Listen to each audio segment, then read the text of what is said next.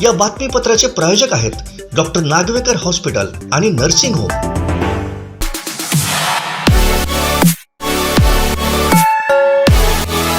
नमस्कार, हे आहे कोकणचं नंबर 1 महा चॅनल कोकण सात लाईव्ह आणि आपण पाहताय दुपारच्या टॉप 5 बातम्या।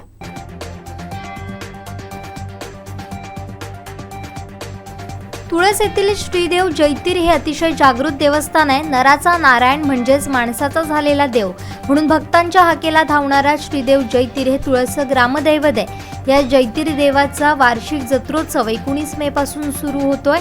या उत्सवाला हजारो भाविक उपस्थित राहत असल्यानं गावकर मंडळी, तुळस देवस्थान स्थानिक सल्लागार उपसमितीनं, ग्रामस्थ यांच्या वतीनं चोख नियोजन करण्यात आलंय। मंदिरात सकाळपासूनच दर्शनासाठी भाविकांच्या रांगा लागल्या होत्या। आंबोली येथील पोटनिवडणूक निकाल पुन्हा भाजपच्या पदरात पडलाय। आंबोली माजी सरपंच बाळा पालेकर यांच्या रिक्त जागेवर झालेल्या पोटनिवडणूक प्रक्रियेत भाजपचे अधिकृत उमेदवार दीपक रामचंद्र नाटेलकर यांचा 298 मतांनी प्रचंड विजय झाला। यासाठी आंबोली येथील संतोष पालेकर संपूर्ण भाजपा कार्यकर्त्यांनी मेहनत घेऊन विजय खेचून आणला। याबद्दल जिल्हाध्यक्ष राजन तेली, माजी नगराध्यक्ष संजू परब, सावंतवाडी शहर मंडल अध्यक्ष अजय गोंदावळे, आनंद नेवगी, मनोज नाईक, केतन आजगावकर यांनी अभिनंदन केले। केंद्र सरकारकडून रास्त दराच्या धान्य दुकानांवर मोफत धान्य दिलं जात असताना सिस्टीमच्या चुकीच्या कार्यपद्धतीमुळे लोकांच्या तोंडचा घास काढण्याचा प्रकार पुढे आलाय। आधार अपडेशन झालेली शेकडो कार्ड बंद करण्यात आली आहेत। या कार्ड धारकांना तालुका पुरवठा विभागात जाऊन आधार अपडेट करण्यास सांगितलं जातं।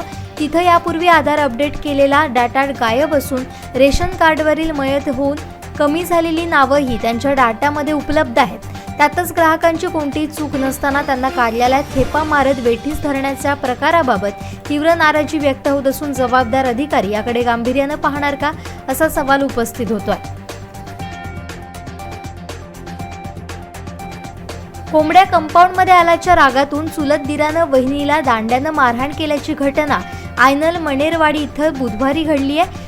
शंकर दत्तात्रय फाटक यांनी वहिनी योगिता यशवंत फाटक यांना शिवीगाळ करून मारहाण करून जखमी केलं। या प्रकरणी योगिता फाटक यांच्या फिर्यादीवरून संशयित शंकर फाटक यांच्यावर कणकवली पोलीस ठाण्यात गुन्हा दाखल करण्यात आलाय।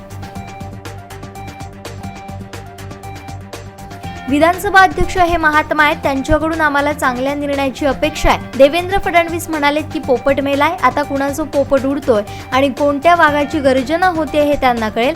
कृषी उत्पन्न बाजार समिती निवडणुकाचे चित्र दिसलं ती फक्त झलक आहे। 14 महापालिकेच्या निवडणुका ताबडतोब घ्या, मग कळेल कुणाचा पोपट मेलाय हे जनता दाखवेल, असा हल्लाबोल संजय राऊत यांनी केलाय।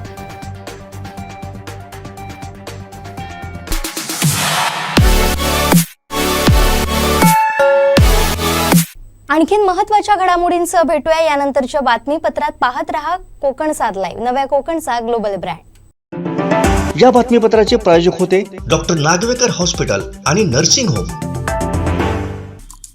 आमचे दिवसभरातले सर्व अपडेट्स, ताज्या घडामोडी आणि थेट लाईव्ह पाहण्यासाठी सबस्क्राइब करा, लाईक करा कोकणचं नंबर 1 महा चॅनल कोकण सात लाईव्हचं YouTube चॅनल।